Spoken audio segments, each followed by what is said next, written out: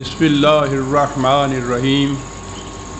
عزیزان من، آج جولائی 1983 کی یکم تاریخ ہے اور درس قرآن کریم کا آغاز سورہ الممتحنہ کی آیت 6 سے ہو رہا ہے، 6:6۔ سلسلہ کلام چلا آ رہا تھا داستان حضرت ابراہیم علیہ السلام کا، اور مقام وہ تھا جہاں انہوں نے حق کی خاطر دنیا کے ہر غیر حق تعلق سے بیزاری کا اظہار کیا، اس سے الگ ہو گئے۔ بہت بڑا اقدام تھا یہ۔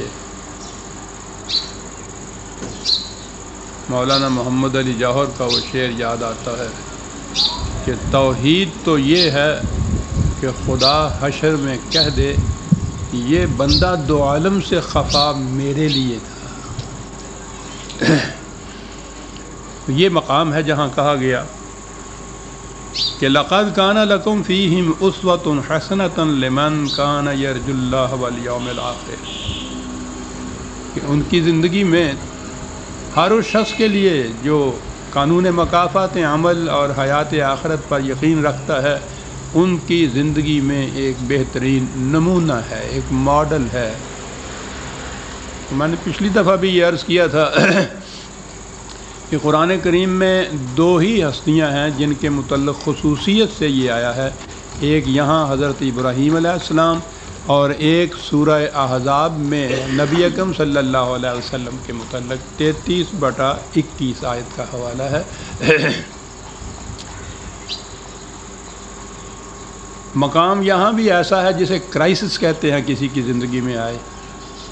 وہاں بھی جنگ احزاب، اس میں یہ تمام مخالف قوتوں نے متحدہ محاذ بنا کر حملہ کیا تھا، اسے جنگ خندق بھی کہتے ہیں، احزاب بھی کہتے ہیں، اور اس کے متعلق یہ ہے کہ بڑا ہی گھمسان کا رن پڑا تھا، بڑی شدت سی مخالفت کی، جنگ اپنے بڑے زوروں کے اوپر تھی، سپاہیوں کے پاؤں پھسل رہے تھے، لغزش آ رہی تھی۔ ایسے مقام میں نبی اکرم صلی اللہ علیہ وسلم روشنی کے مینار کی طرح اپنے مقام پہ کھڑے تھے۔ اس استقامت اور ثبات قدمی کے پیش نظر خدا نے کہا تھا کہ تمہارے لیے رسول ایک بہترین نمونہ تھا، جو انداز اس کا تھا وہی تمہارا ہونا چاہیے تھا۔ تو وہاں بھی ایک خصوصیت بتائی گئی ہے کردار کی، کریکٹر کی، ثبات کی، استقامت کی، جیسے یہاں بھی ایک فیصلہ بتایا گیا ہے جس کے لیے بڑے ہی اثار کی ضرورت تھی۔ تو اس کے اسوہ کے معنی یہ ہیں کہ سیرت اور کردار اور طرز عمل میں جو خصوصیات ان حضرات میں تھیں ان کا اتباع کیا جائے، نہ یہ کہ انہوں نے لباس کیسا پہنا تھا اور انہوں نے کھانا کیسا کھایا تھا۔ تو کہا کہ ان کی زندگی میں تمہارے لیے بہترین نمونہ ہے۔ اور عجیب بات ہے کہ قرآن کریم میں اگرچہ مختلف انبیاء کرام کے حوال و قوائف دیے ہیں، لیکن جس تفصیل سے حضرت ابراہیم علیہ السلام کے اور دوسری طرف نبی اکرم صلی اللہ علیہ وسلم کی زندگی کے ہیں، تو میں نے عرض کیا تھا کہ یہ ایک محض نظریہ ہی نہیں تھا، میں نے عملاً بھی یہ کر کے دکھایا ہے کہ قرآن کی آیات پر مبنی نبی اکرم صلی اللہ علیہ وسلم کی پوری سیرت مرتب کی ہے۔ وہ ہے وہ اسوہ جسے آپ کہتے ہیں۔ اب کہا کہ یہ لوگ نبی اکرم صلی اللہ علیہ وسلم کی طرف آ گئے، صدر اول کے جماعت مومنین کی طرف آ گئے، اور کہا کہ یہ لوگ جو اتنی مخالفت اس وقت کر رہے ہیں، عَسَى اللَّهُ أَن يَجْعَلَ بَيْنَكُمْ وَبَيْنَ الَّذِينَ عَادَيْتُم مِّنْهُم مَّوَدَّةً وَاللَّهُ قَدِيرٌ وَاللَّهُ غَفُورٌ رَحِيمٌ۔ آپ دیکھیے عین اس وقت کے جہاں ان کی مخالفت انتہائی شدت اختیار کر گئی تھی، وہاں وحی خداوندی یہ کہہ سکتا تھا کہ تھوڑا سا عرصہ ٹھہریے، یہ لوگ خود جھکیں گے، ایسے آئیں گے تمہارے ساتھ کہ بالکل تم میں اور ان میں مودت پیدا ہو جائے گی۔ اور بعد کے واقعات نے یہ بتا دیا۔ فتح مکہ کے بعد یہ تمام مخالفین جتنے بھی تھے وہ سارے اسلام لے آئے، اور یہ صحابہ کی جماعت میں شامل ہوئے۔ تاریخ میں ہم ان کے کارناموں کو فخر سے پیش کر سکتے ہیں۔ تو یہ ایسے وقت میں کہا گیا جب کہ نظر بظاہر ان حالات کے تابع اس کا امکان ہی نظر نہیں آتا تھا، تو خدا نے یہ کہا کہ عنقریب یہ چیز ہوگی۔ اب یہ مخالفین جو تھے ان میں بھی ایک گروہ تو وہ تھا کہ جو عملاً مخالفت پہ اس طرح سے ابھرا ہوا تھا کہ وہ میدان جنگ تک میں آ گیا تھا۔ دوسرے لوگ وہ تھے کہ جنہوں نے مخالفت میں یہ انداز اختیار نہیں کیا تھا۔ یہ جو مخالفت میں اس شدت پہ اترے ہوئے تھے ان کے متعلق تو کہا کہ ان سے اس طرح قطع تعلق کر لینا چاہیے، لیکن لا ینہاکم اللہ عن الذین لم یقاتلوکم فی الدین ولم یخرجوکم من دیارکم ان تبرؤہم وتقسطوا علیہم۔ اندازہ لگائیے قرآن کریم کا کی وسعت قلب اور کشاد نگاہ ہیں یہ مخالفین، لیکن چونکہ یہ اس حد تک آگے نہیں بڑھے اس لیے دونوں میں فرق کر دیا کہ سب کرسیاں بات۔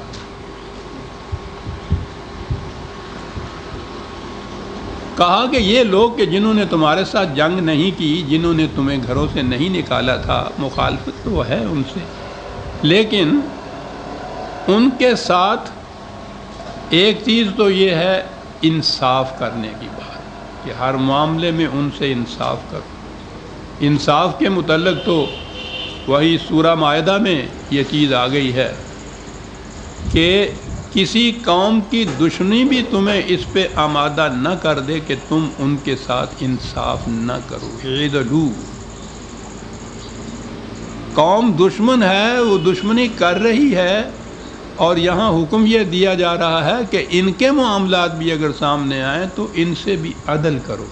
تو عدل تو یہاں بھی کہا کہ جنہوں نے تمہارے ساتھ جنگ نہیں کی، تمہیں گھروں سے نہیں نکالا، پہلی چیز تو عدل کرو۔ عدل کے اور آگے بھی بڑھے ہیں، کہا کہ حسن سلوک بھی کرو ان کے ساتھ۔ خدا اس سے منع نہیں تمہیں کرتا۔ مخالفین کے ساتھ عدل ہی نہیں بلکہ ان کے ساتھ حسن سلوک بھی کرو۔ ان اللہ یحب المقسطین، عدل کرنے والوں کو خدا پسند کرتا ہے۔ انما ینہاکم اللہ عن الذین قاتلوکم فی الدین واخرجوکم من دیارکم وظاہروا علی اخراجکم ان تولوا۔ یہ جو پہلے حکم دیا تھا کہ ان کے ساتھ دوست داری کے تعلقات قائم نہ کرو، کہا یہ ان کے متعلق کہا تھا کہ جنہوں نے تمہارے ساتھ لڑائی کی، اور وہ جنگ کی بات کہی ہے فی الدین، دین کے معاملے میں تمہارے ساتھ جنگ کی۔ تو ان کی آپس میں اس سے پہلے تو قبائلی جنگیں تو ہمیشہ سے چلی آ رہی تھی، ہوا کرتی تھی۔ بات تو اصل میں دین کے معاملے میں جنگ کی ہے۔ یا تمہیں انہوں نے گھروں سے نہیں نکالا، گھروں سے نکالا، یا جن لوگوں نے تمہیں گھروں سے نکالا، بے گھر کیا، ان کی مدد کی انہوں نے، ان کے متعلق یہ کہا جائے گا کہ ان سے دوست داری کے تعلقات مت قائم کرو۔ یعنی عدل اور احسان ان کے ساتھ بھی ہے۔ عدل احسان ان کے ساتھ ہے جنہوں نے جنگ نہیں کی، اور ان کے ساتھ بھی دوست داری کے تعلقات کو منع کیا ہے، انصاف کرنے کو منع نہیں کیا۔ وَمَن يَتَوَلَّهُمْ فَأُولَٰئِكَ هُمُ الظَّالِمُونَ، جو اس کی خلاف ورزی کرے گا تو اس کا شمار بھی ظالمین میں سے ہو جائے گا۔ یہ دیکھیے، میں بار بار یہ کہتا ہوں کہ وہ جو جسے دو قومی نظریہ کہا جاتا تھا، تاریخ پاکستان کے زمانے میں وہ نظریہ آیا، اب تو وہ ساری چیزیں خواب ہو گئی ہوئی ہیں، کچھ باقی نہیں رہا ان مبادیات سے، ان بنیادوں سے، ان اساسات سے جس کے اوپر پاکستان کی تاریخ اٹھی تھی۔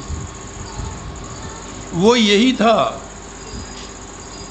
کہ ایک گروہ، ایک حزب، ایک جماعت، ایک قوم وہ ہے جو ایمان کے اشتراک پر ایک قوم بنتی ہے، دوسری وہ ہے جو اس میں شامل نہیں ہوتی۔ وہ قرآن صرف ان دو کو قومیں شمار کرتا ہے، اور یہ تھا وہ دعویٰ کہ وہاں مسلمان، وہاں کے بسنے والے ایمان کے اشتراک کی بنیاد پر ایک الگ قوم ہے ہندوؤں سے۔